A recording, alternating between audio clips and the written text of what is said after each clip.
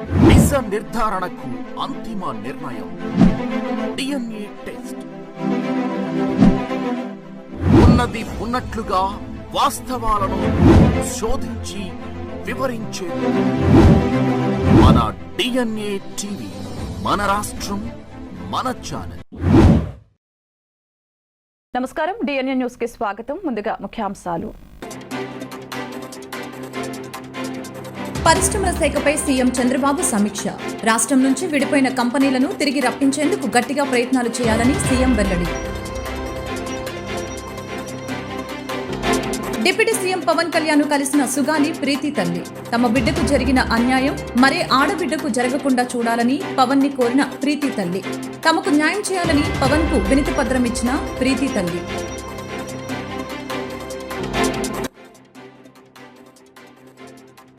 Vote on account budget పై AP రాష్ట్ర ప్రభుత్వం ordinance జారీ. మంత్రుల నుంచి ఆన్లైన్లో ఆర్డినెన్స్ కి ఆమోదం. గవర్నర్ ఆమోదం కోసం పంపిన ఏపీ ప్రభుత్వం. బందర్కు మణిహారంలా నిలిపే మంగినపూడి తీరాన్ని దేశంలోని ప్రముఖ పర్యాటక ప్రాంతాలకు పోటీగా అభివృద్ధి చేస్తామని మంత్రి కొల్లు రవీంద్ర వెల్లడి. కూటమి అధికారంలోకి వచ్చాక మంగినపూడి బీచ్ అభివృద్ధికి ప్రత్యేక ప్రణాళికలు రూపొందిస్తున్నామని వ్యాఖ్య. పరిశ్రమల శాఖపై సీఎం చంద్రబాబు నాయుడు సమీక్ష నిర్వహించారు. రాష్ట్రం నుంచి విడిపోయిన కంపెనీలను తిరిగి రప్పించేందుకు గట్టిగా ప్రయత్నాలు చేయాలని ముఖ్యమంత్రి చంద్రబాబు పేర్కొన్నారు. బుధవారం సచివాలయంలో పరిశ్రమల శాఖపై సీఎం చంద్రబాబు నాయుడు సమీక్ష నిర్వహించారు. గత 5 ఏళ్ల కాలంలో పరిశ్రమల శాఖ పనితీరుపై రివ్యూ చేశారు. తెలుగుదేశం ప్రభుత్వ హయాంలో ఒప్పందం చేసుకున్న పారిశ్రామికవేత్తలు వైసీపీ ప్రభుత్వంలో వెనక్కి వెళ్లారని అధికారులు తెలిపారు. ప్రభుత్వం సహకరించకపోవడం, వివిధ కారణాలతో వేధింపులకి పాల్పడటంతో భూ కేటాయింపులు జరిగిన తర్వాత కూడా పలు కంపెనీలు వెళ్లిపోయాయని అన్నారు. ఇండస్ట్రీ కోసం కేటాయించిన భూముల కబ్జాలతో పాటు అధికార దుర్వినియోగం జరిగిందని అధికారులు అంగీకరించారు. రాష్ట్రం నుంచి విడిపోయిన కంపెనీలను తిరిగి రప్పించేందుకు గట్టిగా ప్రయత్నాలు చేయాలని ముఖ్యమంత్రి పేర్కొన్నారు. పారిశ్రామికవేత్తల్లో తిరిగి నమ్మకాన్ని కల్పించేందుకు స్వయంగా తాను మాట్లాడతానని సీఎం చంద్రబాబు తెలిపారు. ఆయా జిల్లాల్లో ఉన్న భూముల లభ్యత, ఏ ప్రాంతాలు ఇండస్ట్రియల్ క్లస్టర్ కి అనుకూలంగా ఉన్నాయనే అంశాలపై చర్చ జరిగింది. కార్యక్రమంలో మంత్రులు టీడీ భరత్, కొండపల్లి శ్రీనివాసు తదితరులు హాజరయ్యారు. సిబిఐ దర్యాప్తుకు అప్పగించమని జీవో ఇచ్చిన సుగాలి ప్రీతి కేసు దర్యాప్తు ముందుకు తీసుకువెళ్లకపోవడంపై ప్రీతి తల్లి డిప్యూటీ సీఎం పవన్ కళ్యాణ్ కి ఫిర్యాదు చేశారు. తమ బిడ్డకు జరిగిన అన్యాయం మరే ఆడబిడ్డకు జరగకుండా చూడాలని కోరారు. సిబిఐ దర్యాప్తు ప్రారంభించేలా చర్యలు తీసుకోవాలని ఎన్నోసార్లు విజ్ఞప్తి చేసిన స్పందన రాలేదని తెలిపారు. ఈ కేసు విషయంలో తమకు న్యాయం చేయాలని కోరారు. సుగాలి ప్రీతి తల్లి పార్వతి డిప్యూటీ సీఎం పవన్ కళ్యాణ్ ని కలిశారు. తన బిడ్డకు న్యాయం జరగలేదని కన్నీటి పర్యంతమయ్యారు. గత ప్రభుత్వం ఈ కేసును ఒక్క అడుగు కూడా ముందుకు తీసుకువెళ్లలేదని ఆవేదన వ్యక్తం చేశారు. మా అమ్మాయి సుగాలి ప్రీతిపై అఘాయిత్యానికి పాల్పడి హత్య చేసిన కేసును సిబిఐకి అప్పగిస్తూ గత ప్రభుత్వం జీవో ఇచ్చింది. అయితే సిబిఐ వరకు కేసు వెళ్లలేదు అని సుగాలి ప్రీతి తల్లి పార్వతి కన్నీటి పర్యంతమవుతూ రాష్ట్ర ఉప ముఖ్యమంత్రి పవన్ కళ్యాణ్ కి వినతి పత్రం అందజేశారు. మంగళగిరిలో తన కుటుంబంతో పాటు పవన్ కళ్యాణ్ ని కలిసి వినతి పత్రం ఇచ్చి ఆవేదన వ్యక్తం చేశారు. తమ బిడ్డకు జరిగిన అన్యాయం మరే ఆడబిడ్డకు జరగకుండా చూడాలని సుగాలి ప్రీతి తల్లి పార్వతి కోరారు. సిబిఐ దర్యాప్తు ప్రారంభించేలా చర్యలు తీసుకోవాలని ఎన్నోసార్లు విజ్ఞప్తి చేసినా స్పందన లేదని తెలిపారు. ఈ కేసు విషయంలో తమకు న్యాయం చేయాలని కోరారు. దీనిపై ఉప ముఖ్యమంత్రి పవన్ కళ్యాణ్ స్పందిస్తూ సుగాలి ప్రీతి కేసు విషయంలో ఆమె తల్లే పార్వతి పోరాడుతూనే ఉన్నారని తెలిపారు. ఈ విషయంపై పోలీసు అధికారులతో మాట్లాడతానని హామీ ఇచ్చారు. రాష్ట్ర ప్రభుత్వం ఓటాన్ అకౌంట్ బడ్జెట్ పై ఆర్డినెన్స్ జారీ చేసింది. మంత్రుల నుంచి ఆన్లైన్లో ఆర్డినెన్స్ ఆమోదం తీసుకుంది. అనంతరం గవర్నర్ ఆమోదం కోసం పంపింది. 4 నెలల కాలానికి ఓటాన్ అకౌంట్ బడ్జెట్ ఆర్డినెన్స్ కు ప్రభుత్వం ఆమోదం తెలిపింది. గత ప్రభుత్వం పెట్టిన ఓటాన్ అకౌంట్ బడ్జెట్ పరిమితి బుధవారంతో ముగియనుంది. ఈ నేపథ్యంలో 4 నెలల కాలానికి ఓటాన్ అకౌంట్ బడ్జెట్ ఆర్డినెన్స్ ను ప్రభుత్వం ఆమోదం తీసుకుంది. సుమారు 1.30 లక్షల కోట్లతో ఓటాన్ అకౌంట్ బడ్జెట్ ఆర్డినెన్స్ ఇచ్చింది. 40 విభాగాలకు చెందిన డిమాండ్లు, గ్రాంట్లకు ఆమోదించేలా ఓటాన్ అకౌంట్ బడ్జెట్ రూపొందించింది. అన్నా క్యాంటీన్ల నిర్మాణం, రహదారుల మరమ్మతులు, బడ్జెట్ కేటాయింపులు చేసింది. రోడ్ల మరమ్మతులకి 1100 కోట్ల మేర ఖర్చు అవుతుందని అధికారులు అంచనా వేశారు. ఆగస్టు 15 నుంచి అన్నా క్యాంటీన్లను ప్రారంభించేందుకు ప్రభుత్వం సిద్దమవుతోంది. కొన్ని కీలకమైన కేంద్ర పథకాలకు మ్యాచింగ్ గ్రాంట్కి నిధులు కేటాయించినట్లు సమాచారం. రాష్ట్ర చరిత్రలో ఒకే ఏడాదిలో 2 సార్లు ఓటాన్ అకౌంట్ బడ్జెట్ పెట్టడం ఇదే తొలిసారి. ఆర్థిక పరిస్థితిపై స్పష్టత వచ్చేందుకు మరో 2 నెలల సమయం పడుతుందని ప్రభుత్వం భావిస్తోంది. 2024 సెప్టెంబర్లో పూర్తిస్థాయి బడ్జెట్ ప్రవేశపెట్టే అవకాశం ఉంది. మచిలీపట్నం కలెక్టరేట్ మీటింగ్ హాల్లో మంగళవారం కృష్ణా జిల్లా 41వ నీటిపారుదల సలహా మండలి సమావేశం జరిగింది. కృష్ణా జిల్లా కలెక్టర్ మరియు నీటిపారుదల సలహా మండలి చైర్మన్ శ్రీ డికే బాలాజీ గారి అధ్యక్షతన ఈ సమావేశం నిర్వహించారు. రాష్ట్ర గనులు, జియాలజీ మరియు ఎక్సైజ్ శాఖ మంత్రివర్యులు కొల్లు రవీంద్ర, అవనిగడ్డ శాసనసభ్యులు మండలి బుద్ధప్రసాద్ నీటిపారుదల శాఖ అభివృద్ధి పనులపై జిల్లాలోని అధికారులతో సమీక్ష నిర్వహించారు. జూలై 31న యూనియన్ పబ్లిక్ సర్వీస్ కమిషన్ కొత్త చైర్మన్ గా ప్రీతి సుదాన్ నియమితులయ్యారు. ప్రీతి సుదాన్ 1983 బ్యాచ్ ఆంధ్రప్రదేశ్ క్యాడర్ కు చెందిన రిటైర్డ్ ఐఏఎస్ అధికారి. సుదాన్ ఇంతకు ముందు యూపీఎస్ఏసీలో సభ్యురాలిగా ఉండేవారు. ఆమె గతంలో ఆరోగ్య కుటుంబ సంక్షేమ మంత్రిత్వ శాఖ కార్యదర్శితో సహా వివిధ పదవుల్ని నిర్వహించారు. ఆంధ్రప్రదేశ్ రాష్ట్రంలో కొత్త లిక్కర్ పాలసీ అమలు కోసం అధికారులు ప్రాథమికంగా పలు ప్రతిపాదనలు సిద్ధం చేశారు. ఇవాళ సీఎం చంద్రబాబు ఎక్సైజ్ శాఖపై నిర్వహించనున్న సమీక్షలో కొత్త లిక్కర్ పాలసీపై చర్చించనున్నారు. ప్రస్తుత మద్యం విధానం సెప్టెంబర్ నెలాఖరులోగా ముగుస్తోంది. దీంతో అక్టోబర్ 1 నాటికి కొత్త పాలసీని అమల్లోకి తెచ్చే అధికారులు సమాయత్తంలో ఉన్నారు. బందర్కు మణిహారంలో నిలిచే మంగినపూడి తీరాన్ని దేశంలోని ప్రముఖ పర్యాటక ప్రాంతాలకు పోటీగా అభివృద్ధి చేస్తామని రాష్ట్ర గనులు, భూగర్భ వనరులు, ఎక్సైజ్ శాఖ మంత్రి కొల్లు రవీంద్ర తెలిపారు. కూటమి అధికారంలోకి వచ్చాక మంగినపూడి బీచ్ అభివృద్ధికి ప్రత్యేక ప్రణాళికలు రూపొందిస్తున్నామని చెప్పారు. అర్బన్ ఇన్ఫ్రాస్ట్రక్చర్ డెవలప్మెంట్ అథారిటీ ప్రతినిధి కిరణ్తో కలిసి మంత్రి కొల్లు రవీంద్ర మంగినపూడి బీచ్ ను సందర్శించారు. వసతులు, రక్షణ చర్యల గురించి పర్యాటకుల్ని అడిగి తెలుసుకున్నారు. గతంలో చంద్రబాబు నాయుడు ముఖ్యమంత్రిగా ఉన్న సమయంలో బీచ్ లో అనేక అభివృద్ధి పనులు చేశామని, ఆ తర్వాత అధికారంలోకి వచ్చిన జగన్ రెడ్డి పనుల్ని పడకేయించారని మండిపడ్డారు. అభివృద్ధి పనులు చేయించకపోగా ఉన్న పనుల్ని కూడా నాశనం చేశారు. మట్టి అమ్ముకుని బీచ్ పరిసరాలను నాశనం చేశారు. తీర ప్రాంతంలో విధ్వంసం సృష్టించారు. కూటమి అధికారంలోకి వచ్చాక మంగినపూడి బీచ్ అభివృద్ధికి ప్రత్యేక ప్రణాళికలు రూపొందిస్తున్నామని అన్నారు. త్వరలోని ప్రభుత్వ, ప్రైవేట్ భాగస్వామ్యంతో బీచ్ పరిసరాల్లో సదుపాయాలు కల్పిస్తామని అన్నారు. అవసరమైన మేరకు హోటల్స్, రిసార్ట్స్, బీచ్ డెవలప్మెంట్స్ కార్యక్రమాలకి శ్రీకారం చుడతాం. భద్రతతో కూడిన ఆహ్లాదకరమైన వాతావరణం ఏర్పాటు చేస్తామని మంత్రి కొల్లు రవీంద్ర పేర్కొన్నారు. మచిలీపట్నం మంగినపూడి బీచ్కి సంబంధించి ఇక్కడ ఇన్ఫ్రాస్ట్రక్చర్ డెవలప్ చేయడానికి, అదేవిధంగా ఇక్కడ గ్రీనరీ డెవలప్ చేయడానికి మరి ఈరోజు అర్బన్ ఇన్ఫ్రాస్ట్రక్చర్ డెవలప్మెంట్ కార్పొరేషన్ నుంచి మరి చీఫ్ ఆర్కిటెక్ట్ గారు ఇక్కడ రావడం జరిగింది. కిరణ్ గారు మొత్తం కూడా పరిశీలన చేశారు. గతంలో ఏదైతే ఇక్కడ ఒక చక్కటి టూరిజం కింద డెవలప్ చేయడానికి అన్ని అవకాశాలు ఉన్నాయి. ఆ రోజున పెద్ద ఎత్తున రోడ్స్ డెవలప్ చేయడం కానీ, ఇంటర్నల్ రోడ్స్ డెవలప్ చేయడం, బీచ్ అంతా కూడా హైట్ లేపించడం, ఇవన్నీ కూడా లాస్ట్ మేము 14 నుంచి 19లో ఇదంతా కార్యక్రమాలు చేసాం. కానీ గత 5 సంవత్సరాలు పూర్తిగా అసలు పని అనేది ఒక్క పారెడు మట్టి కూడా లేదు, ఉన్న మట్టి ఎత్తుకుపోయారు తప్ప ఏమి చేయలే. అలాగే కరోనా పేరుతో లేకపోతే వాళ్ళకి ఇష్టం వచ్చినప్పుడు బీచ్ని క్లోజ్ చేసేయటం, అట్లాగే ఇక్కడ ఉన్నటువంటి సముద్రపు నీటిని అమ్ముకోవడం తప్ప చేసింది ఏం లేదు. ఇవాళ తిరిగి మళ్ళీ దీన్ని డెవలప్ చేయడం కోసం మరి ఈ రోజున రాష్ట్ర ప్రభుత్వం గౌరవ ముఖ్యమంత్రి గారి ఆదేశాలతో ఈ మంగినపూడి బీచ్ని పెద్ద ఎత్తున డెవలప్ చేయడానికి ఒక మాస్టర్ ప్లాన్ని, ముఖ్యంగా పబ్లిక్ బీచ్ ఒకటి తయారు చేసుకుని తర్వాత కొంతమంది ప్రైవేట్ బీచ్ కూడా ఇటు రావడానికి ఇంట్రెస్ట్ చూపిస్తున్నారు. వాళ్ళందరూ కూడా ఇక్కడ వచ్చి రిసార్ట్స్, అలాగే వాటర్ స్పోర్ట్స్కి సంబంధించి కానీ కొన్ని యాక్టివిటీస్ ఇక్కడ వాళ్ళు ఏర్పాటు చేసుకుని ప్రైవేట్ పార్ట్నర్స్ కూడా వస్తున్నారు. ముందు ఇమీడియట్గా ప్రజలకి ఒక ఆహ్లాదకరమైనటువంటి వాతావరణం కలిగే విధంగా ఇక్కడ కావాల్సినటువంటి ఒక మాస్టర్ ప్లాన్ని ఇవాళ మరి కిరణ్ గారు ఆధ్వర్యంలో డిజైన్ చేయడం జరుగుతుంది.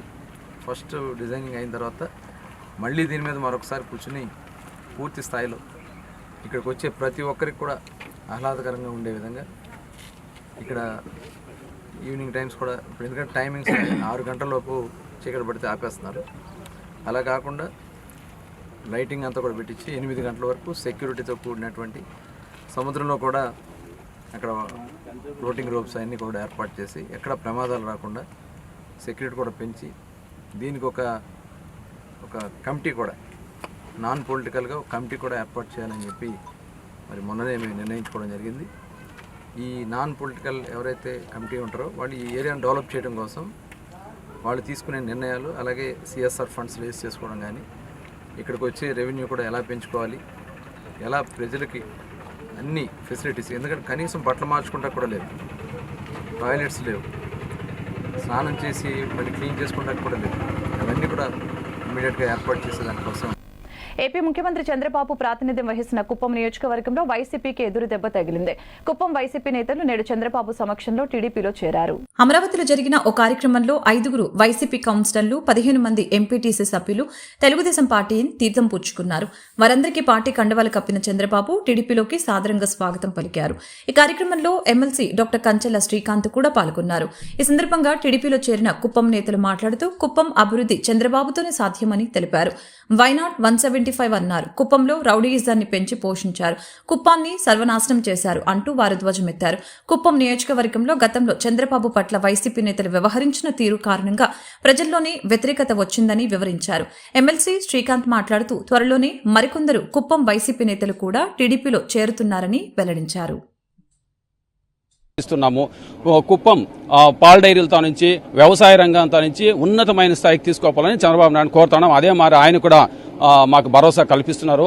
ఇంకా ఉన్నతమైన స్థాయికి తీసుకోగలుగుతున్న ఒక ఆశతో మేమందరూ కూడా వచ్చినాం. చేయగలుగుతున్న నమ్మకం మాకుంది. త్వరలో కుప్పంలో వైసీపీ ఖాళీ అవబోతుందా? నమస్తే అండి, నేను డాక్టర్ సురేష్, స్టేట్ ఆర్గనైజింగ్ సెక్రటరీని. వైసీపీ వాళ్ళలాగా తెలుగుదేశం పార్టీ ఖాళీ అయిపోతుందని వాళ్ళు చెప్పినట్టు మేము చెప్పం. కానీ కుప్పం నియోజకవర్గంలో దగ్గర 70,000 ఓట్లతో ఈరోజు వైసీపీ ఏదైతే పార్టీకి పడిందో దాన్ని <25,000 25,000 కంటే తక్కువ చేసే ఉద్దేశంతోనే ఆ ఒక్క ప్లాన్తోనే ఈరోజు మేమందరం కూడా తెలుగుదేశం పార్టీ తరఫున చంద్రబాబు నాయుడు గారి నాయకత్వంలో ముందుకెళ్తున్నాం. దాంతో భాగంగానే ఈరోజు దాదాపు 20 మంది కౌన్సిలర్లు అదేవిధంగా ఎంపీటీసీలు కలిసి ఈరోజు నియోజకవర్గంలో టీడీపీ పార్టీలో చేరడం జరిగింది. రాబోయే కాలంలో మిగిలిన వాళ్ళ ప్రజాప్రతినిధులందరూ కూడా వైసీపీని వీడి తెలుగుదేశం పార్టీలో చేరడం ఖాయం. ఖచ్చితంగా ఈ 70,000 ఓట్లు 25,000 కంటే తగ్గిపోవడం ఖాయం.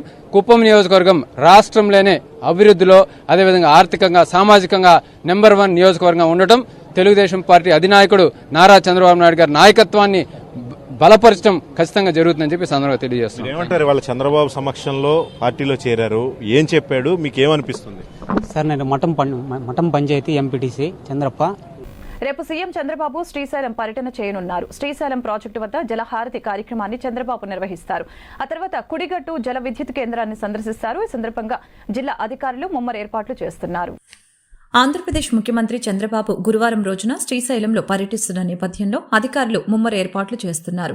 నల్లమల శ్రీశైలం అడవుల్ని grey hounds, bomb squad, special party పోలీసులు జల్లెడ పడుతున్నారు. శ్రీశైలం ఆలయం, జలాశయం వద్ద ఏర్పాట్లను జిల్లా కలెక్టర్ రాజకుమారి, ఎస్పీ ఆదిరాజసింగ్ రాణా పరిశీలించారు. అనంతరం సుండిపెంట ప్రజావేదిక, హెలిప్యాడ్ ప్రాంతాలను వారు పరిశీలించారు. హెలిప్యాడ్ వద్ద బాంబు, డాగ్ స్క్వాడ్స్ తో పోలీసులు సైతం ముమ్మర తనిఖీలు చేస్తున్నారు. సీఎం పర్యటన విజయవంతమయ్యేలా పనులు త్వరితగతిన పూర్తి చేయాలని అన్ని శాఖల అధికారుల్ని కలెక్టర్ ఆదేశించారు. గురువారం ఉదయం 9:50 ముఖ్యమంత్రి చంద్రబాబు నాయుడు సున్నిపెంట హెలిప్యాడ్ కు చేరుకుంటారు. అనంతరం స్వామి అమ్మవార్లకు దర్శించుకుంటారు. శ్రీశైల ప్రాజెక్టు వద్ద జలహారతి కార్యక్రమాన్ని చంద్రబాబు నిర్వహిస్తారు. ఆ తర్వాత కుడిగట్టు జల విద్యుత్ కేంద్రాన్ని సందర్శిస్తారు. అనంతరం సున్నిపెంట వాటర్ యూజర్స్ అసోసియేషన్ సభ్యులతో సీఎం ముఖాముఖి చర్చాగోష్ఠి ఉంటుంది. గతంలో వైఎస్సార్ కాంగ్రెస్ పార్టీ అధికారంలోకి వచ్చిన తర్వాత అన్ని వర్గాల ప్రజల్ని తీవ్ర ఇబ్బందులకి గురి చేశారని విజయవాడ తూర్పు నియోజకవర్గం ఎమ్మెల్యే గద్దె రామ్మోహన్ ఆగ్రహం వ్యక్తం చేశారు. ఇప్పుడు అధికారంలోకి వచ్చిన తర్వాత ప్రజాప్రభుత్వం అన్ని వర్గాలకు అండగా ఉంటుందని హామీ ఇచ్చారు. విజయవాడ తూర్పు నియోజకవర్గం 3వ డివిజన్ గంగిరెద్దుల దిబ్బ అంబేద్కర్ బొమ్మ వద్ద నిరుపేద కుటుంబానికి చెందిన పార్టీ కార్యకర్తకు ఎమ్మెల్యే గద్దె రామ్మోహన్ సొంత నిధుల నుంచి ఇంటి నిర్మాణం చేయిస్తున్నారు. నిర్మాణ పనుల్ని యువ నాయకులు గద్దె రామ్మోహన్ తనయుడు గద్దె క్రాంతికుమార్ నేడు పరిశీలించారు. కార్యకర్త కుటుంబ సభ్యులను పరామర్శించి వారి యోగక్షేమాలు తెలుసుకోవడంతో పాటు పనులు జరుగుతున్న తీరుని అడిగి తెలుసుకున్నారు. ఈ సందర్భంగా గద్దె క్రాంతికుమార్ మాట్లాడారు. ఎన్నికల ప్రచారంలో భాగంగా గత 5 ఏళ్ల పాలనలో ఎదుర్కొన్న సమస్యల్ని, ఇబ్బందుల్ని ప్రజలు ఎమ్మెల్యే గద్దె రామ్మోహన్ కి వివరించడం జరిగింది. ఎన్నికల్లో గెలిచిన తర్వాత ప్రజల సమస్యలు, ఇబ్బందుల్ని ఒక్కొక్కటిగా పరిష్కరించుకుంటూ వెళ్తున్నారు. ఎన్నికల ముందు ప్రచారానికి వచ్చినప్పుడు ఒక నిరుపేద కార్యకర్త కుటుంబం కుంగిపోయి ఉన్న ఒక ఇంటిలో 15 మంది నివసిస్తూ ఉండటాన్ని గమనించి ఎన్నికల్లో గెలిచిన తర్వాత ఇల్లు కట్టిస్తానని వారికి హామీ ఇవ్వటం జరిగిందని తెలిపారు. గెలిచిన తర్వాత తన సొంత నిధులతో మంచి ప్లానింగ్ తో ఇల్లు కట్టించడం జరుగుతుందని అన్నారు. ఇది కొండ ప్రాంతం మొట్టమొదటి చెబుతా ఉన్నారు. కొండ ప్రాంతంలో ప్రత్యేకమైన దృష్టి పెట్టాల్సి ఉంది. ఇవాళ అక్కడ ప్రజలు చెబుతా ఉన్నారు, రాత్రిపూట 12 నుంచి తెల్లారి 4 వరకు నీళ్లు వచ్చే పరిస్థితి ఉంది. ఆ టైంలో కింద ఉన్న వాళ్ళేమో మోటార్ లాంచ్ చేసేసి వాళ్ళు నిద్రపోతా ఉన్నారు. ట్యాంకులు నిండినా కూడా మోటార్లు ఆపట్లేదు. పైన వాళ్ళకి నీళ్లు రావట్లేదు. వాళ్ళు 5-6 గంటలు ఉన్నా కూడా ఒక బకెట్ నీళ్లు పట్టుకోవడానికి తెల్లారిపోతుందని చెప్పే పరిస్థితులు ఉన్నారు. అందుకే నారా చంద్రబాబు నాయుడు 2014-19 ఈ కొండ మీద 2 ఓవర్ ట్యాంకులు కట్టిస్తుంది, పూర్తి చేయడం జరిగింది. పబ్లిక్ నీళ్లు ఇవ్వడం జరిగింది. మూడోది ఈ ప్రాంతంలో శంకుస్థాపన కూడా చేయడం జరిగింది. ఆ రోజున అపోజిషన్ ఫ్లోర్ లీడర్ గాను లేదా అపోజిషన్ కార్పొరేటర్ గా ఉన్న భవకుమార్ గారు కూడా సమక్షంలోనే శంకుస్థాపన చేశాం. కాంట్రాక్టర్ అలాట్ చేశాం. కాంట్రాక్టర్ కొంచెం పని కూడా చేశాడు. 2019లో ఈ ప్రభుత్వం రాగానే వీళ్ళు ఏం చేశారంటే 25% లోపు జరిగిన పనులున్న కాంట్రాక్టర్ అని బంద్ చేయమన్నారు. దాంట్లో అది బంద్ పడిపోయింది. ఈ 5 సంవత్సరాల బంద్ ఏదైతే చేశారో అది ఇప్పటి వరకు అదే కొనసాగింది తప్ప కొంచెం ఒక ట్యాంక్ కడదామనే ఆలోచన కానీ లేదా ట్యాంక్ కడదామన్నా ఆ గవర్నమెంట్ మీద క్రెడిబిలిటీ లేక టెండర్లు వేసేవాళ్ళు లేక అది ఆగిపోవడం. ఏదేమైనా కూడా వీళ్ళకి ట్యాంక్ నిర్మాణం కాలేదు, చుక్క నీరు పెరగలేదు. ఇవాళ మేము రాగానే మొట్టమొదటిగా ఆలోచన చేసింది ఏంటంటే ఇంకా కొండ ప్రాంతం ఎక్కడైతే నీళ్ళ అవసరం ఉందని, ఈ ప్రాంతంలో అయితే ఇంకా 2 ఓవర్ ట్యాంకులు కట్టినా కూడా సరిపోని పరిస్థితి. ఇమ్మీడియట్ గా మొట్టమొదటి ఓవర్ ట్యాంక్ నిర్మాణం చేసి వీళ్ళందరికీ నీళ్లు ఇవ్వాలి. నా యొక్క కోరిక అయితే కొండ ప్రాంతం వాళ్ళకి 24 గంటలు నీళ్ళు ఇచ్చే పరిస్థితి రావాలని. ఎందుకంటే ఒకవాళ్ళు రాత్రిపూట డ్యూటీలకు వెళ్తారు, ఒకవాళ్ళు పగల డ్యూటీలకు వెళ్తారు. వాళ్ళు ఎప్పుడు డ్యూటీ నుంచి వచ్చినా కూడా నీళ్లు పట్టుకునే విధంగా ఉండాలండి. వాళ్ళ డ్యూటీలు కూడా మార్చుకోవాల్సిన పరిస్థితి ఏర్పడుతుంది ఒక బకెట్ నీళ్ళ కోసం. ఈ పరిస్థితి నుంచి ఖచ్చితంగా ముఖ్యమంత్రి గారి దృష్టికి తీసుకెళ్లి ఎస్సీ సబ్ ప్లాన్ కనుక ఉన్నట్టయితే ఈ 5 సంవత్సరాల్లో ఇలాంటివన్నీ అయిపోయాయి. ఆ ఎస్సీ సబ్ ప్లాన్ ఎత్తేయటం వల్లనే మనకి ఈ కొండ ప్రాంతానికి ఇంత ఇబ్బందులు, ఇంత నష్టం వచ్చిందని గమనించుకోవాలి. ఈ రోడ్డే ఒక ఉదాహరణ. నారా చంద్రబాబు నాయుడు గారు 7 కోట్ల రూపాయలు ఎస్సీ ఎస్టీ సబ్ ప్లాన్ లో ఇస్తే దీన్ని 5.5 కోట్ల రూపాయలు నిర్మాణం చేసి అంతా కూడా సెట్ చేసి ఇంకా 1 కోటి రూపాయల పని ఉండగా వీళ్ళు ఆపేసి ఆ నిధులు రద్దుపరిచారు. దానివల్ల ఏమవుతుంది, దీని మీద బ్లాక్ ట్యాప్ వేయాలి. బ్లాక్ ట్యాప్ అయిపోవడం వల్ల వర్షాలు వచ్చే కొద్దీ కూడా రోడ్డు పాడయ్యే పరిస్థితి ఉంది. ఇవాళ ఇంకా ఆ ప్రభుత్వంలో గట్టిగా వేసారు కాబట్టి 5 ఏళ్ళు ఆగింది, కానీ లేకపోతే ఇప్పటికే పాడైపోయే పరిస్థితి ఏర్పడింది. ఆ 1 కోటి రూపాయలు ఎస్సీ ఎస్టీ సబ్ ప్లాన్ లో చంద్రబాబు గారు ఇచ్చిన ఆ డబ్బుల్ని వీళ్ళు రద్దుపరిచి ఆ డబ్బుల్ని ఆగమాగం చేసేసి ఇక్కడ మాత్రం బ్లాక్ ట్యాప్ పడలేదు. ఇప్పుడిప్పుడే రోడ్డు కూడా ఇబ్బంది లేని పరిస్థితిలో ఉంది. అందువల్ల ఎస్సీ సబ్ ప్లాన్ అనేది ప్రత్యేకంగా చట్టం చేశారు. దళితులు నివసించే ప్రాంతాల్లో వాళ్ళకి కనీసం రాష్ట్ర బడ్జెట్ లో కానీ కార్పొరేషన్ బడ్జెట్ లో కానీ 18% నిధులు కంపల్సరిగా ఖర్చు పెట్టాలి. అంటే 1 కోటి రూపాయలు ఉంటే 1 కోటి రూపాయలు 100 కోట్లు ఉంటే 18 కోట్లు ఎస్సీ నివాసం ఉన్న ప్రాంతంలోనే ఖర్చు పెట్టాలి. అప్పుడు మేము వర్క్లు ఎత్తుకునేవాళ్ళం ఎక్కడ ఉండే. అలాంటి పరిస్థితి నుంచి వాళ్ళ ఎస్సీ సబ్ ప్లాన్ పోవటం వల్ల ప్రతి ఒక్క దళితులు కూడా నష్టపోయారు. అందువల్ల మరలా దాన్ని రివైవ్ చేస్తానని కూడా ముఖ్యమంత్రి గారు చెబుతా ఉన్నారు. తొందరలో రివైవ్ చేస్తే ఆ నిధుల నిండా తీసుకుని మన కొండ ప్రాంతం అంతా కూడా 24 గంటలు నీళ్ళు ఇచ్చే పరిస్థితి కల్పించాలని మాకు ఉద్దేశం. ఆ ఉద్దేశం ఖచ్చితంగా నారా చంద్రబాబు నాయుడు గారి నాయకత్వంలో మాత్రమే అది నెరవేరుతుందని ప్రగాఢమైన ఆశతో మేమున్నాం. తప్పకుండా వాటిని సాధించి తీరుతామని కూడా తెలియజేస్తాం. అందరికీ నమస్కారం. ఈరోజు 5వ డివిజన్ లో ఉన్నటువంటి మంచినీటి సమస్యలు కానీ, అదేవిధంగా రోడ్లు, ఇతర మౌలిక సమస్యల కోసం గౌరవ శాసనసభ్యులు శ్రీ గద్దె రామ్మోహన్ రావు గారు ఈ సమస్యలను పరిష్కరించడం కోసం అధికారులను ఎండబెట్టుకొని ఈ ప్రాంతం అంతా పర్యటించి ప్రజలు పడుతున్నటువంటి ఇబ్బందుల్ని వాటిని కళ్ళారా చూసి ఈ సమస్యలకు పరిష్కారం సూచనలు చేయడం జరిగింది.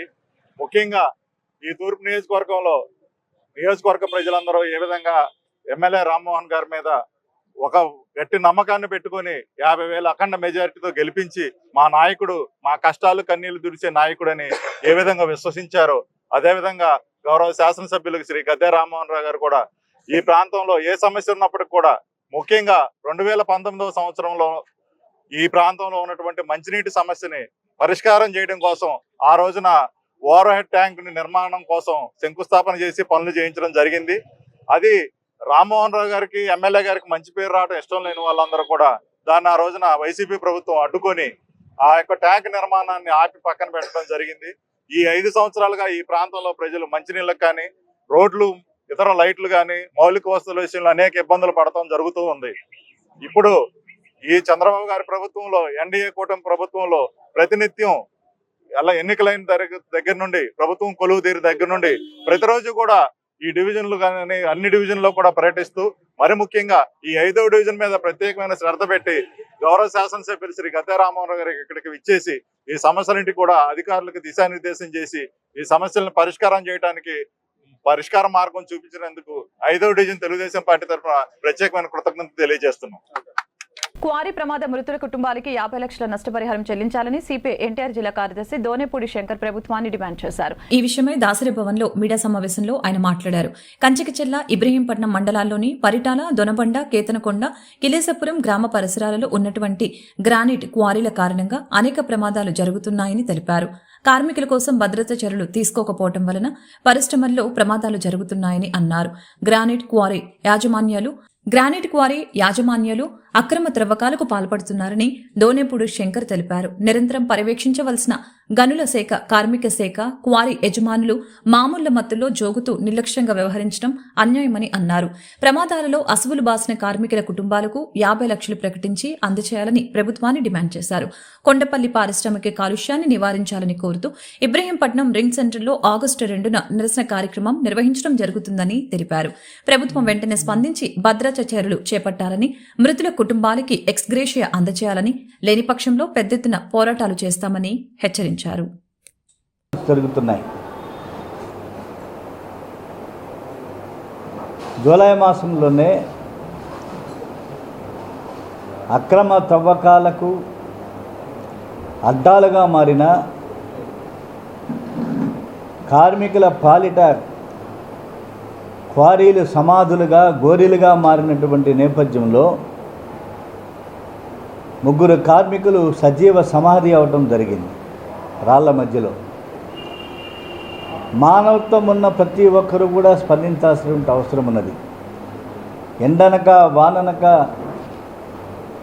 కొండల్లో బండరాళ్ళు పగలగొడుతూ కనీసమైనటువంటి చట్టాలను అమలుకు నోచుకోక ఎక్కడో పుట్టి ఎక్కడో పెరిగి మన ప్రాంతానికి వలస వచ్చినటువంటి కార్మికులు కానీ, స్థిరనివాసం ఏర్పరచుకున్న కార్మికులు కానీ యాజమాన్యం యొక్క నిర్లక్ష్య వైఖరి, అధికారుల మామూళ్ళ మత్తుకి బలైపోవటం చాలా బాధాకరం. 3 కార్మికులు బలైపోవటం జరిగింది పరిటాల క్వారీ. వారికి కాంపెన్సేటివ్ యాక్ట్ కింద లేబర్ డిపార్ట్మెంటు వయసును బట్టి అమౌంట్ని కూడా ఇవ్వాలని చెప్పి క్వారీ యజమానులకి, ఏ క్వారీ అయితే Pawan granites and metal works వాళ్ళు క్వారీలో ప్రమాదం జరిగిందో ఆ క్వారీలో వారికి నష్టపరిహారం ఇవ్వమని చెప్పడం జరిగింది. ఈనాటి వరకు కూడా సంఘటన జరిగి 20 రోజులు కావస్తున్నా కూడా ఈనాటి వరకు రూపాయి కూడా వాళ్ళకి మంజూరు చేయటం జరగల. అంతేకాకుండా ప్రభుత్వం వారిచ్చేటువంటి 16 లక్షలు హైయెస్ట్ కాంపెన్సేషన్ లేబర్ కమిషనర్ ఇచ్చింది. కానీ ప్రభుత్వం నిమ్మక నీరెత్తినట్లు ఉన్నది. చంద్రబాబు నాయుడు గారు కానీ, నారా లోకేష్ కానీ, డిప్యూటీ ముఖ్యమంత్రి పవన్ కళ్యాణ్ గారు కానీ, గౌరవ ప్రతిపక్ష నాయకుడు వైఎస్ జగన్మోహన్ రెడ్డి గారు కానీ కనీసం ఆ ప్రాంతాన్ని సందర్శించినటువంటి పరిస్థితి లేదు. మేము అడుగుతున్నాం, ఇవాళ ఎన్నికలు ఉంటే మీరు ఆగేవారా? ఎన్నికలు అయిపోయినాయి కాబట్టి కార్మికులు ఏమైపోతున్నా, సమాధి అయిపోతున్నా, క్వారీలు గోరీలుగా మారుతున్నా, క్వారీలు సమాధులుగా మారుతున్నా. కాబట్టి ఆ ప్రాంతంలో ఒక పెద్ద మాఫియా రాజ్యమేసినటువంటి పరిస్థితి. అక్రమ తవ్వకాలు, అక్రమ క్వారీయింగ్, అనుమతులు లేకుండా పేలుళ్ళు, ఇవన్నీ కూడా వెరసి ప్రాణాలు పోతున్నటువంటి నేపథ్యంలో 50 లక్షల రూపాయలు రాష్ట్ర ప్రభుత్వం చెల్లించాలని చెప్పి ఈ సందర్భంగా సిపిఐగా డిమాండ్ చేస్తున్నాం. 2వ తారీఖున ఇబ్రహీంపట్నం రింగ్ రోడ్ సెంటర్లో అక్రమ క్వారీయింగ్లు, నష్టపరిహారాన్ని చెల్లించాలని 3 కార్మికులకి సిపిఐ ఆధ్వర్యాన నిరసన ధర్నా కార్యక్రమాన్ని చేపట్టాం. ఈ సందర్భంగా మేము విజ్ఞప్తి చేసేటువంటిది, ఇవాళ పారిశ్రామిక కాలుష్యం విజయవాడ పరిసర ప్రాంతాల్లో, ఒక విజయవాడ కొండపల్లి పారిశ్రామిక వేటలో 4000 పరిశ్రమలు ఉన్నాయి. 4000లో 2000 విజయవాడ అయితే, ఆటోనగర్ అయితే 2000 కొండపల్లి పారిశ్రామిక వాడ Ibrahimpatnam. NTPS cooling canal ash కాలువలో పడి సిద్ధార్థ నాయక్ అనేటువంటి బాలుడు చనిపోవటం జరిగింది. ఇంత దుర్మార్గం అండి. ఆ బాలుడు చనిపోతే స్థానిక నాయకత్వం యూటీపీఎస్ యాజమాన్యంతో మిలాఖత్ అయ్యి నష్టపరిహారాన్ని ఇవ్వకుండా నష్టపరిహారం చెల్లించ మణిపూర్ గవర్నర్ గా లక్ష్మణ్ ప్రసాద్ ఆచార్య ప్రమాణ స్వీకారం చేశారు. మణిపూర్ హైకోర్టు ప్రధాన న్యాయమూర్తి జస్టిస్ సిద్ధార్థ్ మృథుల్ ఆయన చేత ప్రమాణ స్వీకారం చేయించారు. మణిపూర్ రాజధాని ఇంపాల్లోని రాజ్భవన్ లో గల దర్బార్ హాల్లో ఈ ప్రమాణ స్వీకార కార్యక్రమం జరిగింది. मणिपुर की जनता की सेवा और कल्याण में निरत रहूंगा।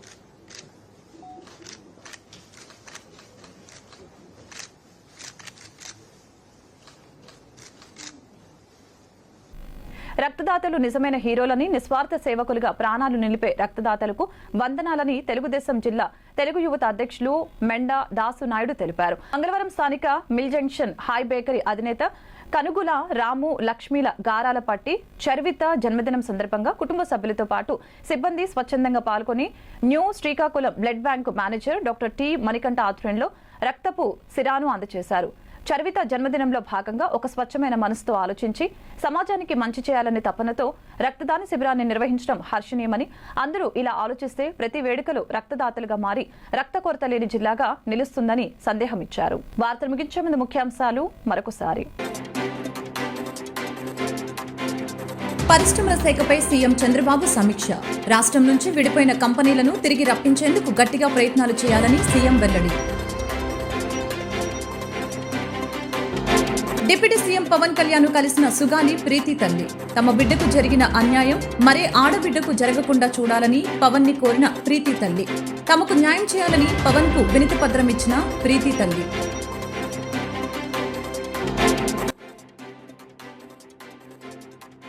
ఓటాన్ అకౌంట్ బడ్జెట్ పై ఏపీ రాష్ట్ర ప్రభుత్వం ఆర్డినెన్స్ జారీ.